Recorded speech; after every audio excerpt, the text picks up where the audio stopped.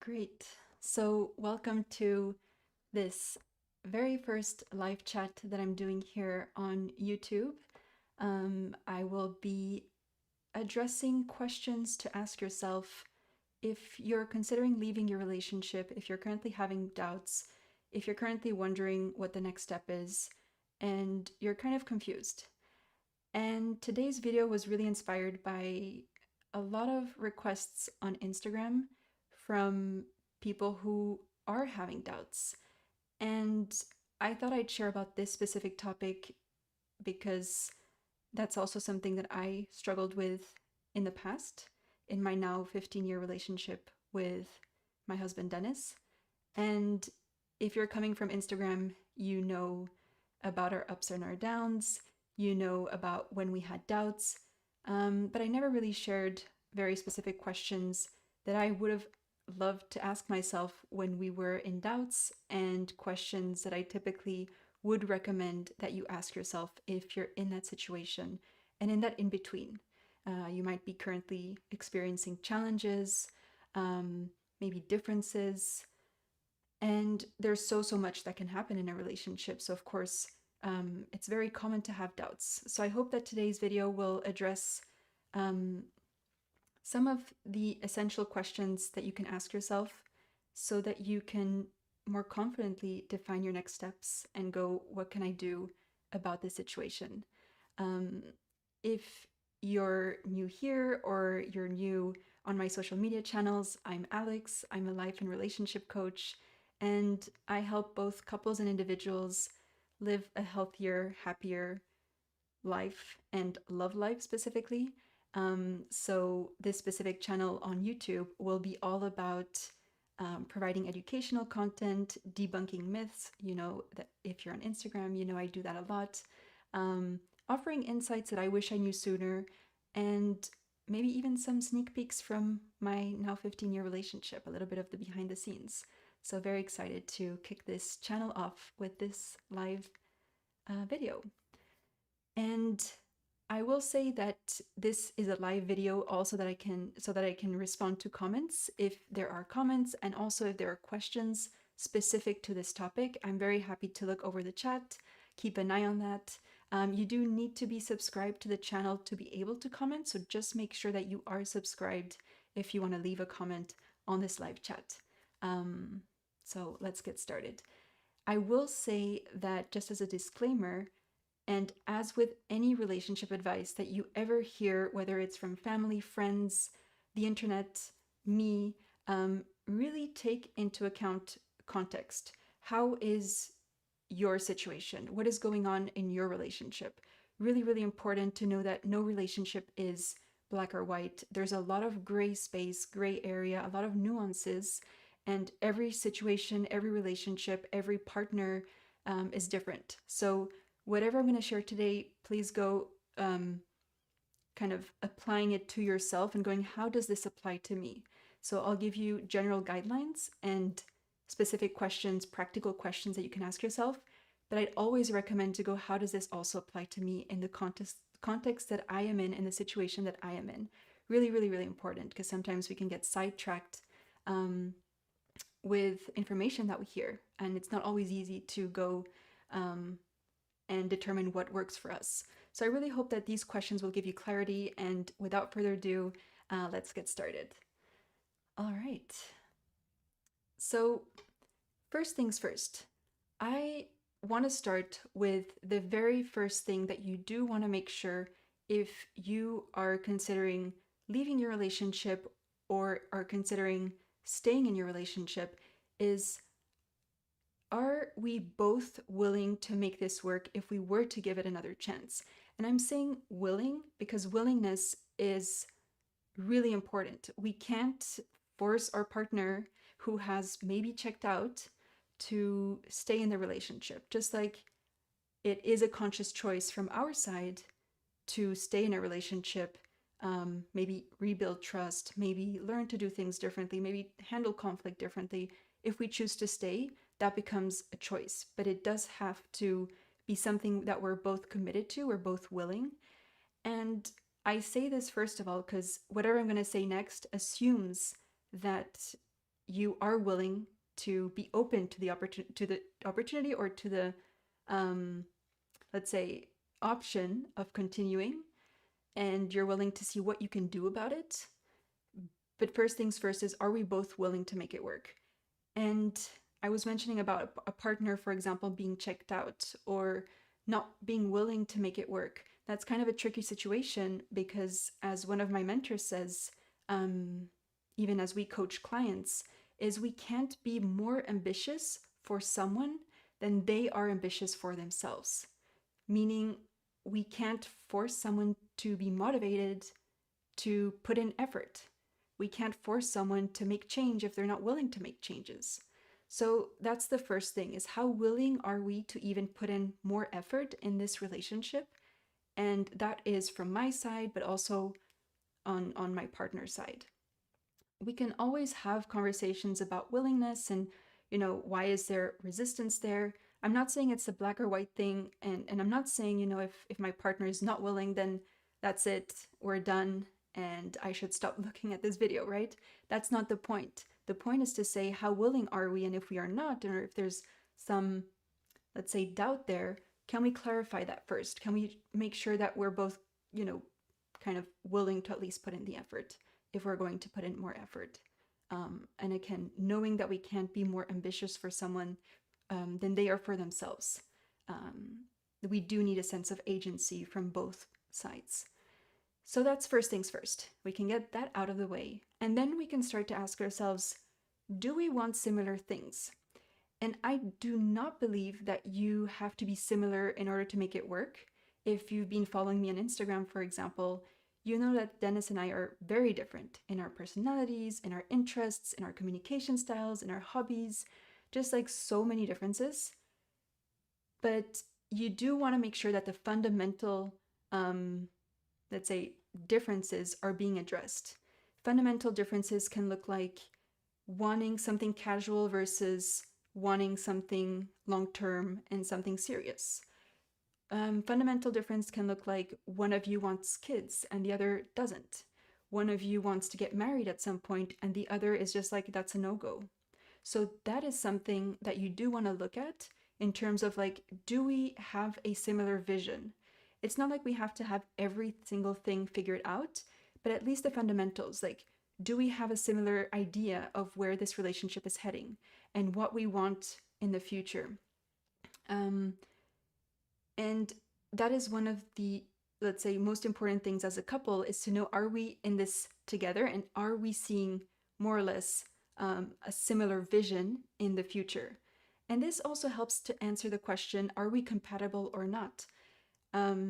Compatibility is kind of this nuanced area, as I always say, because if, whether we are compatible or not really depends on, are we willing to accept certain differences? What are we willing to accept? What are we not willing to accept? What are our deal breakers? And that really depends on every couple. What I, for example, would find acceptable is maybe not what you would find acceptable, and vice versa.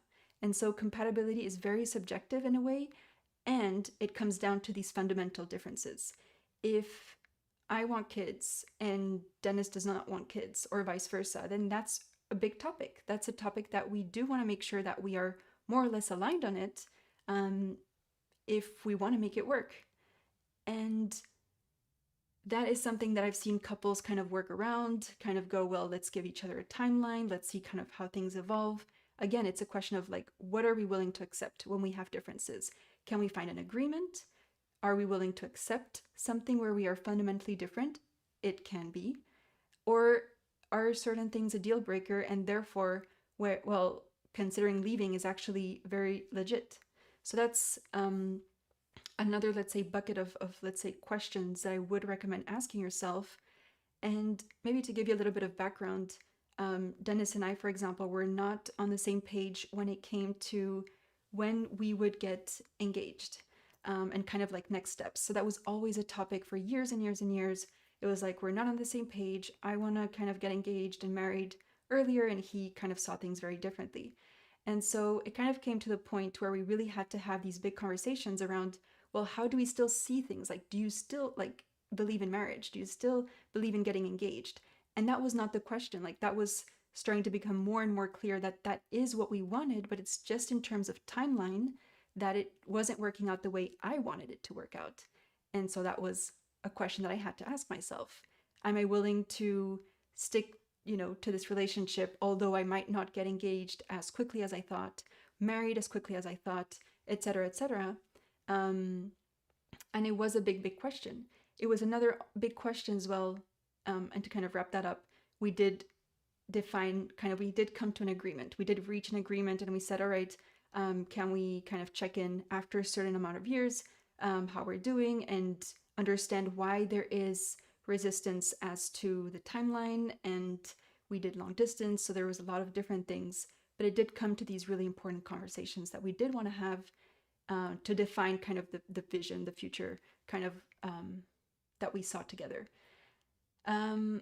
Same for kids, not kids. I mean, it's a big topic. If I want kids and he doesn't, or vice versa, that's something that we want to avoid having resentment over. If one has to kind of dismiss or compromise on things that they're not willing to compromise. So it's really, really important to go, what do we want? And are we aligned on at least the big things? And if we're not, are we willing to accept differences? Can we find agreements? Or has this become a deal breaker? I remember asking Dennis, like, kids, great. I'm willing to have them. He's willing to have them. But right now I'm not willing. Like, right now I'm not ready. I just don't feel ready. There are other priorities in my life. Is that okay for you? And we agreed on, yes, that's okay. And I remember telling him, but what if I cannot have kids? It could be. Would that still be okay with you? And he went, yeah, that's okay. But if I can, we will have kids. So it was kind of those conversations to have, because you don't want to, be there and go, actually, we want totally different things, and we're not willing to compromise. We're not willing to agree. We're not willing to accept each other's differences. And that can be some big topics to kind of put on the table first. So do we want similar things, especially on the fundamental differences that we have? Can we find kind of agreements? And do we see at least a similar future together? That's a big, big thing to discuss. Then there is, in that kind of bucket, before I wrap that up, let's say differences on a day-to-day. When it comes to, for example, differences in personalities or sleeping habits, communication styles, all of those things, those are things that can be worked on. Again, if you're willing to make it work. Dennis and I have very different sleeping habits, and not everyone would be willing to accept that. I know couples who would say, no, that's a deal breaker. So you want to really notice what is important to me, what is important to us, where does it come to deal breakers, and where can we find kind of a bridge, so that we know at least where we're heading. The third question, or the third big question that I would recommend asking yourself is, if we're willing to make things work, if we have at least a similar idea of like where we want to be headed, now we want to make sure that we're putting our efforts in the right place. So the question is, where are we putting our efforts if we're making efforts? And I love to see a relationship as a game where every couple gets to define their own rules to the game. And the question comes down to, like, what needs to happen for us to make it work and to win at it? What would need to happen for us to lose at it? So what really needs to happen for us to make it work? And specifically to this relationship. Every relationship is unique, and the biggest mistake that I see people make is making efforts, but kind of missing the mark. And I love to kind of also think of it like a target where everyone has specific needs. Everyone has, if you know about love languages, their own preferred way of feeling loved. And that's kind of the target. And many, many people try to love someone a certain way, try to put efforts in a relationship a certain way, and they kind of miss the mark because it's not exactly what someone needs. And so when we want to make efforts and want, for example, a relationship to work, or at least give it a chance and see where it takes us, I do recommend to really define what is it that we each need in this relationship to even make it work, because that will look very differently from one partner to the other. And again, there is kind of this saying that we should treat others the way we want to be treated, but actually we want to treat others the way they want to be treated and express how we want to be treated so someone has the chance to meet us halfway. And so again, you can go to the tool called Love Languages. I have a masterclass on that if you want to dive deeper in that, or kind of go, what do we each need?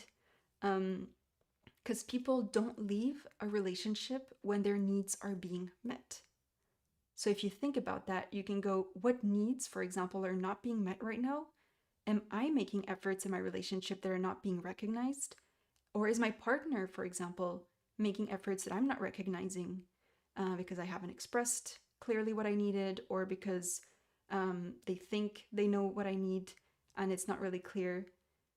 And I was just discussing with a couple a few days ago in one of my sessions where she was feeling very dismissed and very resentful because in their conversations, he was providing solutions to something that she was kind of maybe complaining about or venting about. And he was like, but I am making all of these efforts. Like, I'm just so fed up and I'm almost thinking of leaving this relationship. And when we kind of looked at it, it was because he was making efforts, but again, not in the right direction. And I told him, your intentions are good, your efforts are there, but they're just not what she needs. And we then went into what she needed. She needed validation, empathy, someone to listen, and not necessarily someone to jump in with solutions or tell her what she did wrong.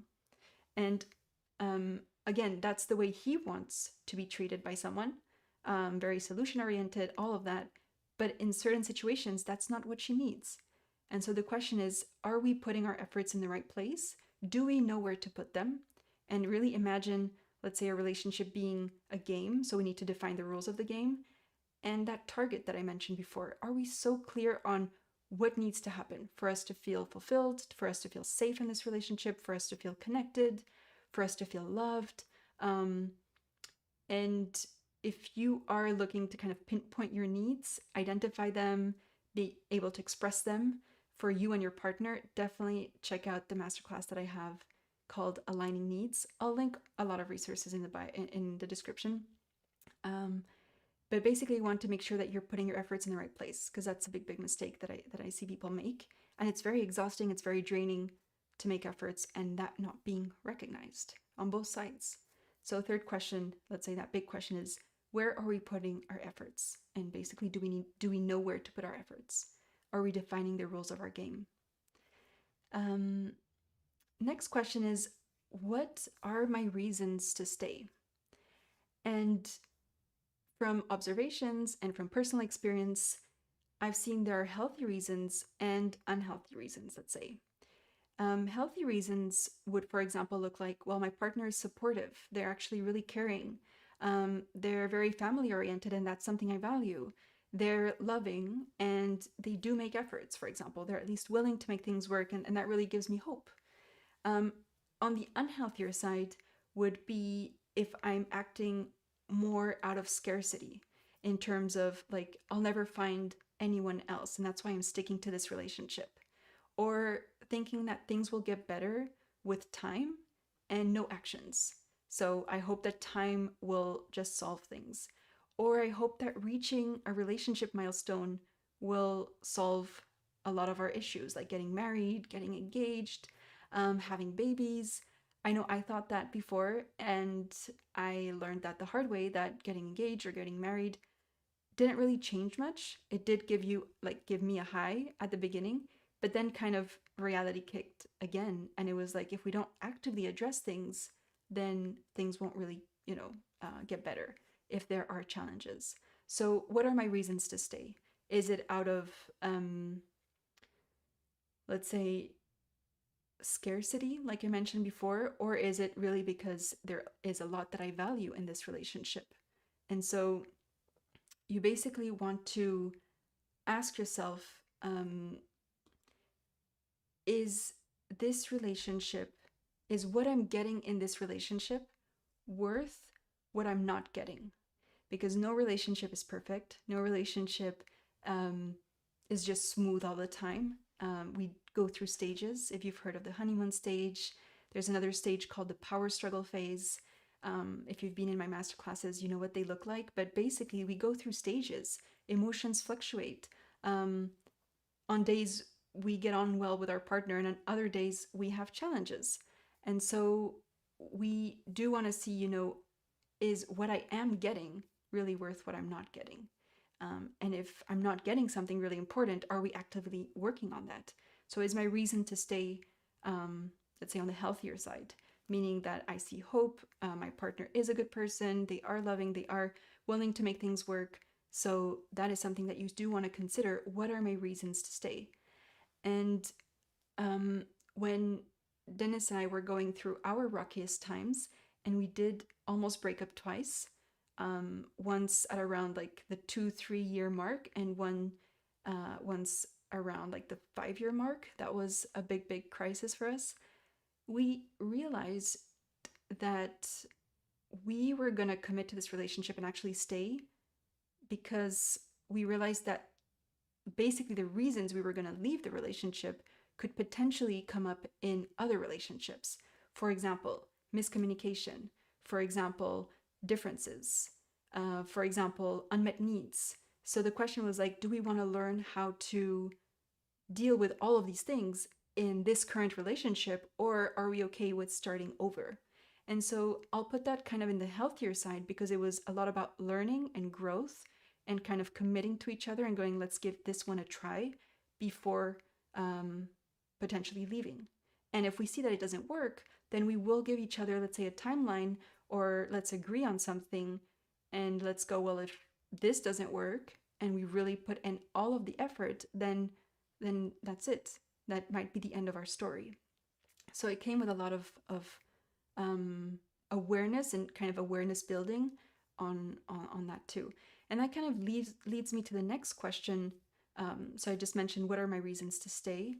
And the next question that I would ask myself is, if I knew that similar challenges would come up in another relationship, would I want to learn how to overcome these ones with my current partner?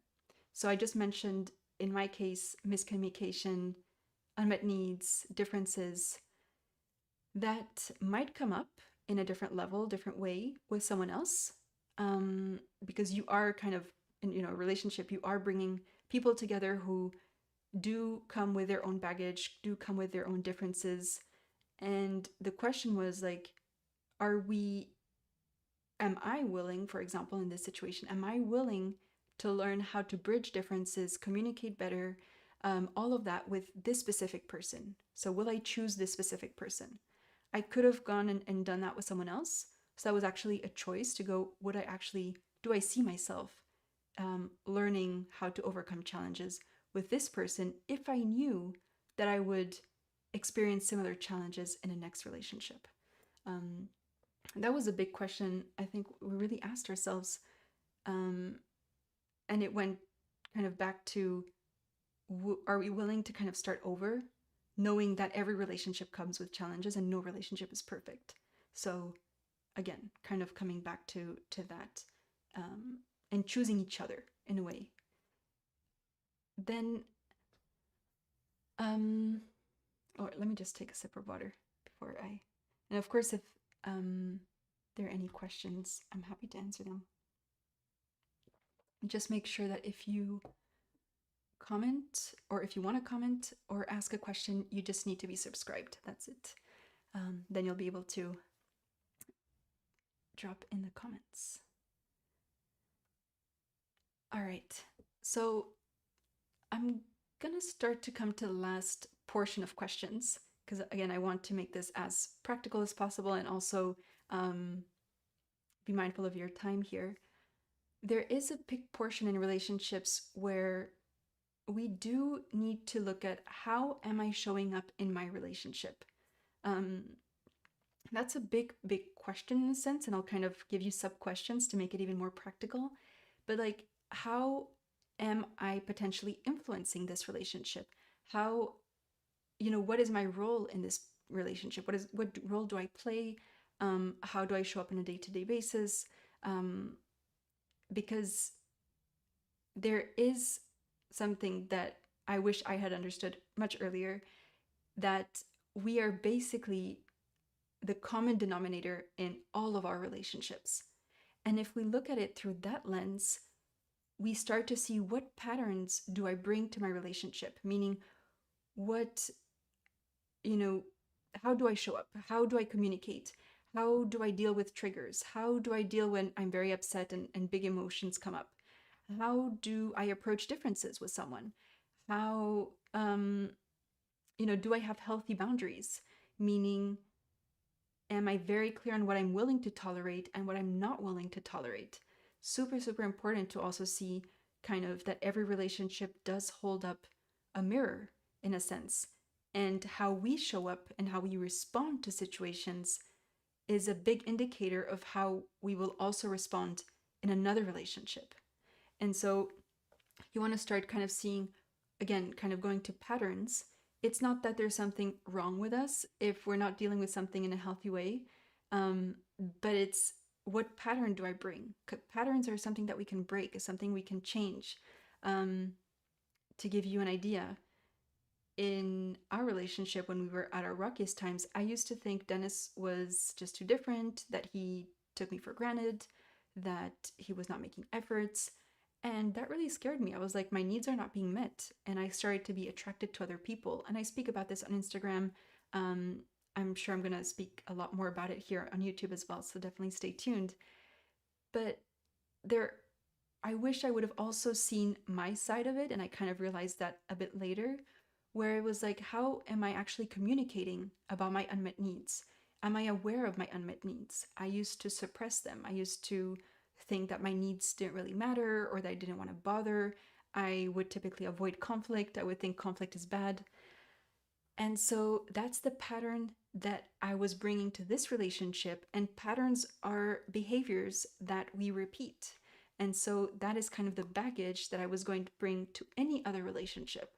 Yes, another partner might trigger me differently. Yes, a partner might be different. Yes, a partner, all of that. But if I remove that, I do have a certain pattern in this relationship. And patterns are, let's say, habits. These are our go to behaviors, our go to strategies, our go to coping mechanisms. And so it was time for me to go, how am I showing up in this relationship? And what role am I playing in this relationship? Um, we cannot control our partner. If you think about it, you can't control their behaviors, what they're going to say, their reactions, but there is a lot that we as individuals can influence. And that's why I love also working with individuals, and that's why I continue working with individuals, because based on how you respond to a situation, you might influence the other's response. You might influence the other's reaction. We are, let's say, kind of um, able to influence, and I'm not saying control, I'm saying influence, depending on how we choose to respond to a situation. So am I able to um, kind of, or basically how am I responding to a situation? How am I choosing to respond? And one of the big things that I remember having to be really clear about myself was what I was accepting and what I was not accepting. Deal breakers versus things that were okay for me in this relationship. And that was really important to get really clear on, because that was also going to determine what I chose to accept and what I chose not to accept in this relationship. Also, really important to go, what do I need? Am I expressing that? And how open and curious am I about what Dennis, for example, needs and what he would actually need in this relationship? So, how much am I also showing curiosity about the other's world and our differences? Um, Another important part about the role that we play in relationships is, what do I believe about myself, about partners, about my relationships? Because that influences our actions. What we believe influence what we do. And I, for example, used to believe that conflict was bad. So obviously I would avoid conflict, which didn't help me grow in the relationship. And again, this was a pattern that I would bring to another relationship, like I mentioned before. Or I thought that a relationship should be easy and smooth. And so when challenges came up, I was like, well, I might as well go with someone else, because that was just, what I thought was the best thing to do. I was feeling all of the butterflies with someone else. And so I was like, maybe that's kind of where I should go. But actually, when I looked at it, it was like, but what role am I playing in this relationship? Am I having the hard conversations? Am I speaking up about my needs? Am I very clear on my boundaries, on my deal breakers? Um, how do I communicate when things aren't, um, going well? How do I respond when I'm feeling upset?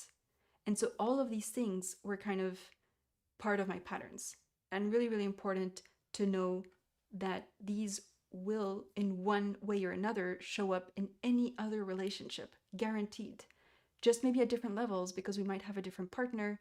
And again, every situation is unique. But in some way, shape, or form, our habits are things that we typically bring into a relationship. And habits can be changed with practice, awareness, all of that. But that's kind of the one of the last questions that I'll ask you, or that I would recommend you to ask yourself as well, is what role am I playing in this relationship? How do I show up? And if I knew that these were my patterns, if I really start to think about that, reflect on that, and that takes a lot of introspection, right? How am I showing up? Then if I'm showing up like this in this relationship, would I want to stay with this specific partner again and in this specific relationship? If I get triggered a lot by my partner, well, if I knew that I would get triggered in any other relationship, because that's just a fact, relationships trigger us, then would I want to learn how to deal with my triggers in a healthy way with this specific partner in this specific relationship? And that gets to be a choice that you make as well. And it kind of comes down to a lot of the role we play, introspection, and the way we show up. So kind of think of a mirror and how we're showing up there. And I know that was huge as well for me, because I thought that going to a next relationship would solve a lot of the issues, and I forgot to kind of see my role in it and just blamed Dennis for all of our issues, to be honest, and thought that he was, trigger me. He was the only, problem. If he would change, then things would be better. But actually, I first had to also look at what I was bringing to the relationship and what patterns I was bringing to the relationship. So as you go into like this introspection as well, and kind of self-reflection, do that with kindness, compassion. Sometimes we might go, oh, well, I'm actually avoiding conflict, and we can get frustrated at ourselves and kind of have some guilt trip or whatever. Kind of go, all right, I'm now seeing it more clearly. I'm kind of becoming aware. And awareness is one of the first steps in anything, in any growth, in learning anything. We need to be aware of our patterns first in order to be able to change anything. So do that with curiosity, with compassion, with kindness, as you go into what role am I playing. It's not to point fingers at us, but it's to take accountability. And a relationship without accountability, well, you can't really grow if you're not being accountable for how you're showing up. Just like our partners also need to be accountable for how they show up, right? And that goes back to the willingness to make efforts. Where are we putting our efforts in? Knowing what we want for our relationship.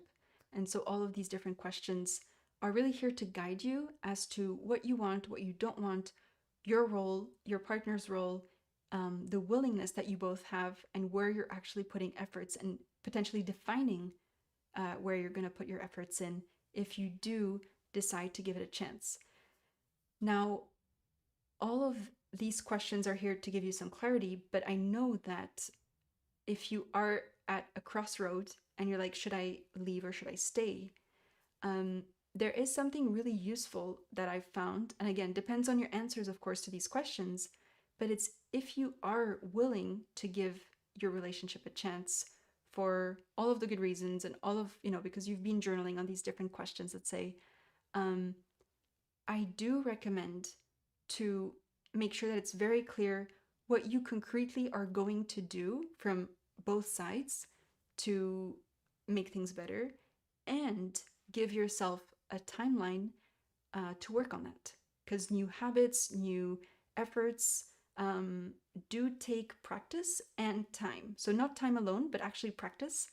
Any new habit that we want to implement, of course, takes implementation, practice, all of that.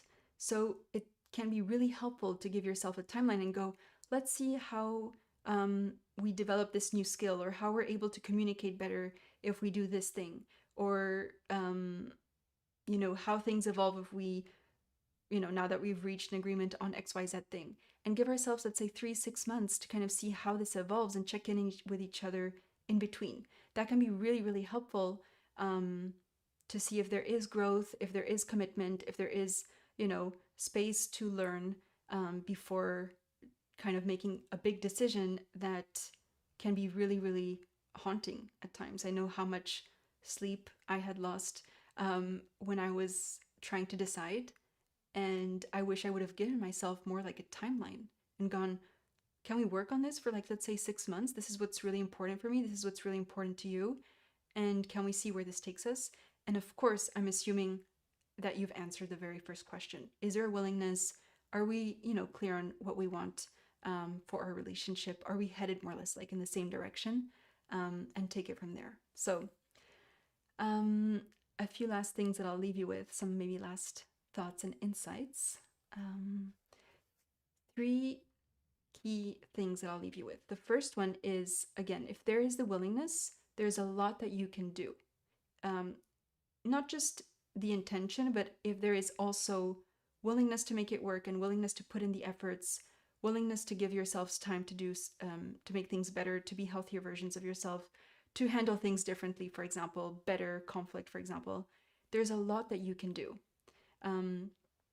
A lot that you can learn, and we don't come with manuals. I always say this, we don't come with a relationship manual on step by step what we need to do in the specific situation that we're in. So there's a lot of growth and learning that comes in any relationship.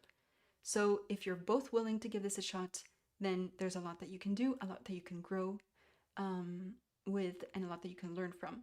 The second is, it's important to, again, look at how you're contributing to a relationship, because we can't control how our partner shows up, but we do have a lot of influence through what we do in our relationship and how we respond to a situation.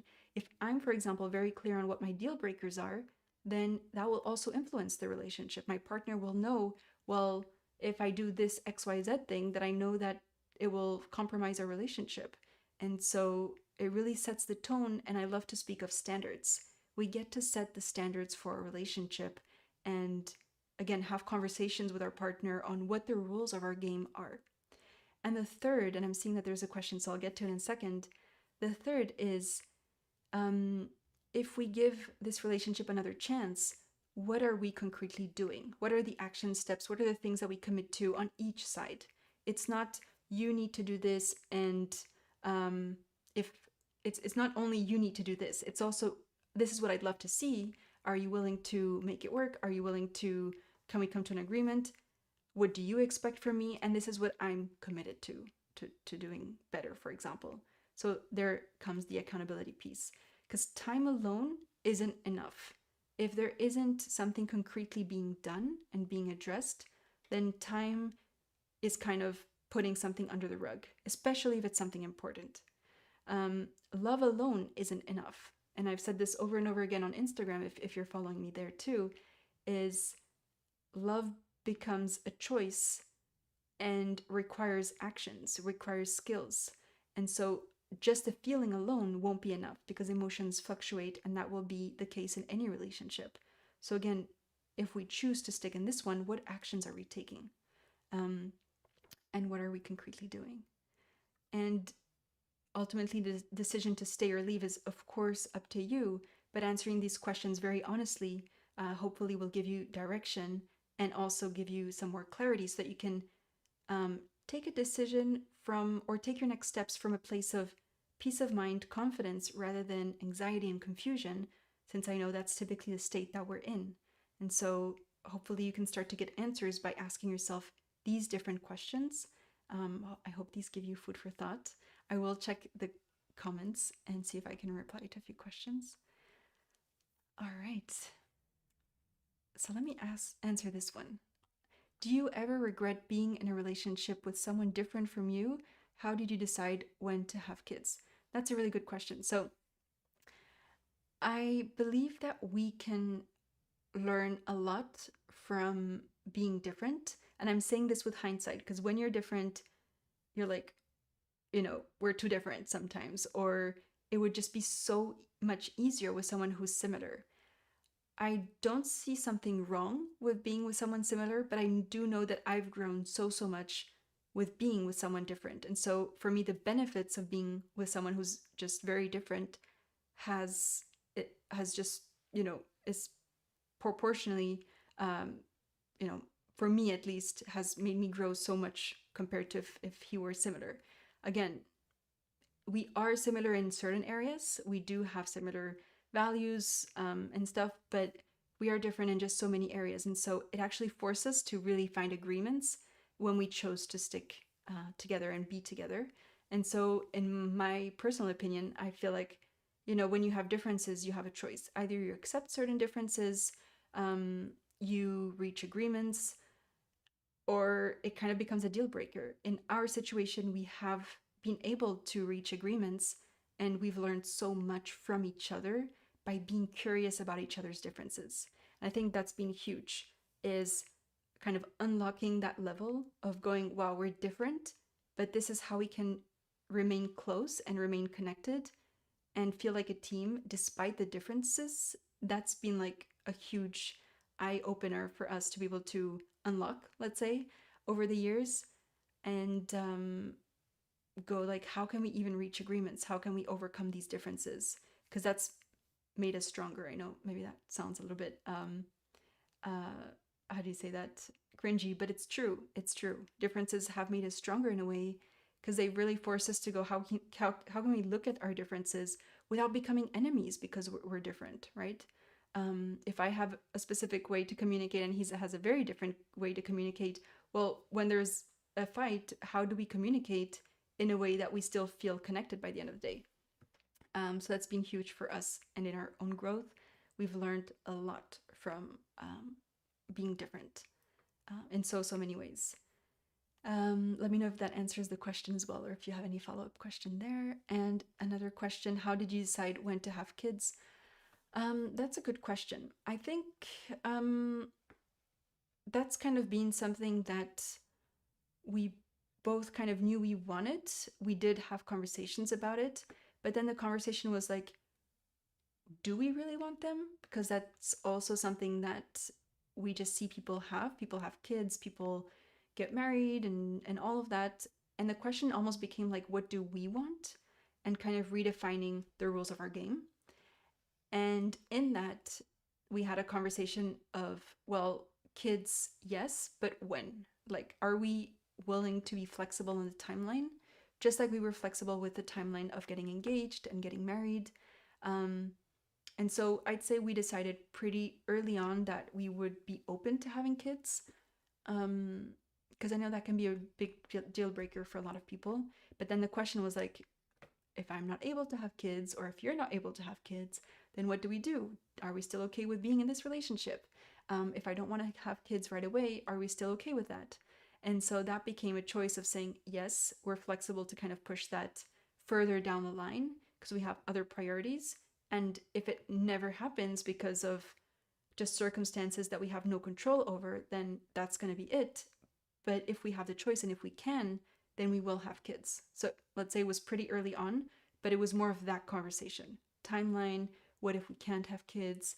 All of that. Are we still okay with being in this relationship? And I think that really got us closer to go, how does the future look like and what are we willing to be open to? And yeah, kind of agreeing on that too. Hope that answered your question. Thanks for asking that. All right. So I'm not seeing any other questions right now.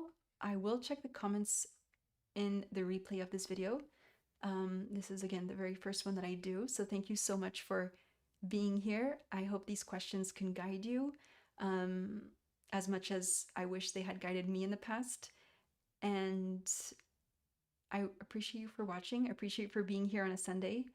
And you can expect next videos to include a live Q&A, debunking popular myths, and some other educational content as well for you to feel supported in your relationship. And I will link some resources in the description too. Thank you for your answers. Yeah, sure. Thank you for being here live. I'll let you know for next dates on the live. Thank you. This was so interesting. Amazing. So happy you made it live. Thank you. Have a great Sunday.